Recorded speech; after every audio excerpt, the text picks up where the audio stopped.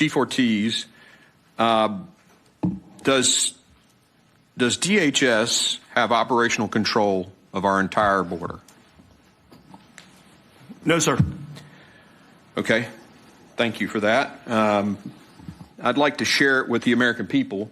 This is the actual definition of operational control that is in the code, written into the code well before I came to Congress, the definition, and I appreciate the honesty of Chief Ortiz.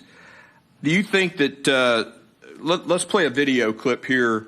I just want to share this question. Will you testify under oath right now? Do we have operational control, yes or no? Yes, we do. And we have operational control of the borders. Yes, we do. Chief Ortiz, do you think that Secretary Mayorkas is lying there? Sir, when you talk about operational control, about 10 years ago, we used operational control as a measuring stick of our effectiveness along the southwest border. My new strategy is geared towards mission advantage. So I'm asking a very specific question, yes, and you're kind of describing how the goalpost has been moved because of the mass waves of people that are coming. My question, you heard the Secretary, he said we have operational control. That's the definition of operational control. Based upon the definition you have, sir, up there, no. We don't have operational control. No, sir. But is Secretary Mayorkas lying? I didn't see the rest of the testimony there, sir. He was asked if we had operational control, and he said yes. I think it's either ignorance, which is unacceptable, or it's lying. 4.7 million alien encounters, 1.3 million gotaways, a record number of individuals on the terrorist watch list, a record number of criminal alien encounters, a record number of aliens with gang affiliation encounters, a record number of drug seizures. Do these numbers project confidence to the American people that DHS has operational control? I will tell you I have confidence in the men and women that are executing the mission out there to the best of their ability. We've seen across the southwest border 9 sectors, and out of those 9 sectors, 4 of them have significant resources. When you think about the double layer fencing, some of the surveillance technology, and then the amount of agents we deployed.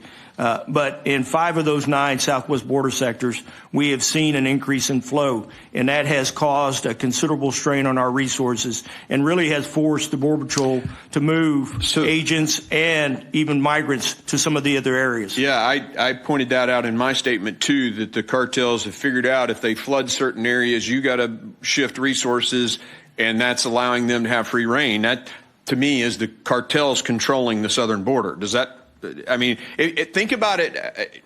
Think about it for a second, like you're a military guy, and that's the perimeter, right? Do the drug cartels have control of sections of the perimeter of the United States?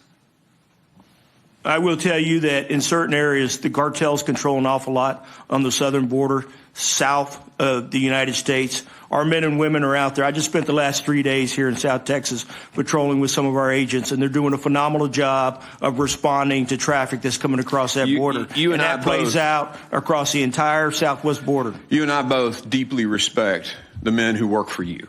And I think they're doing yeoman's work. I've talked to sectors where they're pulling 90 hours a week. These guys are killing themselves. Literally 17 of them have committed suicide because they've been overwhelmed. Why is this huge surge here? What's the cause? What's the difference? You were here under the last administration during COVID, all the excuses that have been given. So what changed? Several things have changed, I think, across the world, if you think about it this way. We've seen individuals from 159 countries already this fiscal year. So why do they feel suddenly, after January of 2021, that they can come here? I would think that we have what we call push and pull factors. Some of those push factors are certainly going to be economic conditions in their host countries. Those were there before, yes, Chief. Sir. I mean, they were there before. Hurricanes happened in Central America before. What changed? I think as you look at the U.S. and what we're experiencing now with the economic conditions that we have here, when you think about the health conditions that we have here, we're in much better position than most of the countries that we're dealing with just to ourselves. I would assert to you that all that was there before January 21. The COVID was there before 2021. The economic challenges were there before 2021. I would submit to you that it's two things, and your sector chiefs have told me what they are. One, they're the policies.